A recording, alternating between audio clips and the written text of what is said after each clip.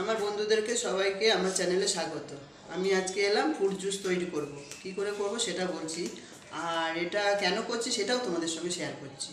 বাচ্চারা ফল খেতে চায় না, বাচ্চারা ফল খাওয়া নিয়ে মাদেরকে খুব হেনস্থা করে, ও মা আমি এই ফল খাবো না, আমি মা ফল খাবো না। এরকম করে দিলে বাচ্চারা সব ফল খাবে, আর মাদের খাটনিটা অনেকটা কমে যাবে।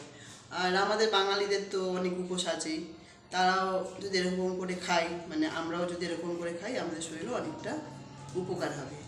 আর এখন আমার মুসলিম ভাইদের সব রমজান মাস চলছে, তারা সারাদিন উপোস থাকে, থুতুটাও গেলে না। তাদের জন্য আমি বলছি, তোমরা এরকম করে খাও, তোমাদের অনেক প্রোটিন হবে শরীরের মধ্যে, আর যে সারাদিনের উপোসে ক্লান্ত ভাবটা সেটাও কেটে যাবে। তাহলে চলো এখন কি করছি দেখাচ্ছি। এই ফ্রুট জুস বানাতে আমি কি ফ্রুট নিয়েছি তোমাদের সেটা শেয়ার করছি। পাকা কলা নিয়েছি, খেজুর নিয়েছি, শসা, আপেল, আঙুর, আর ফ্রিজে দুধ ফুটিয়ে ঠান্ডা করতে দিয়েছিলাম, ফ্রিজে ঠান্ডা দুধ নিয়ে রেখেছিলাম, সেই দুধটা নিলাম। এই দিয়ে ফ্রুট জুসটা বানালাম। ফলগুলো এবার আমি একটা একটা করে সব কেটে নেব।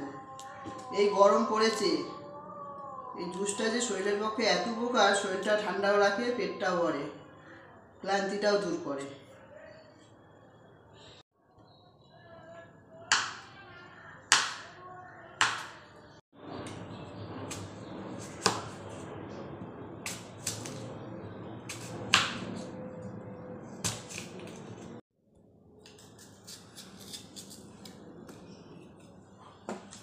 ছোট ছোট করে পিস করে এবারে মিক্সিতে দিয়ে দেবো।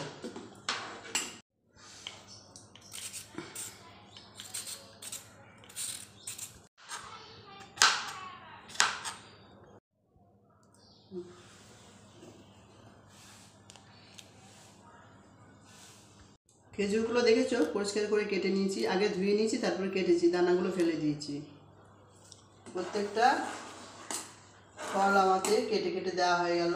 এবারে দুধ দেবো, এবারে ঠান্ডা দুধটা পরিমাণ মতন দিয়ে দেবো।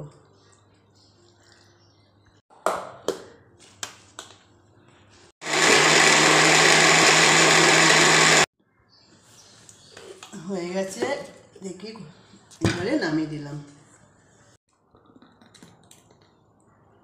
এবারে কেউ হয়তো বেশি ঠান্ডা খেতে চায়, তার জন্য ছোটো ছোটো এরকম বরফ দিয়ে দেবে।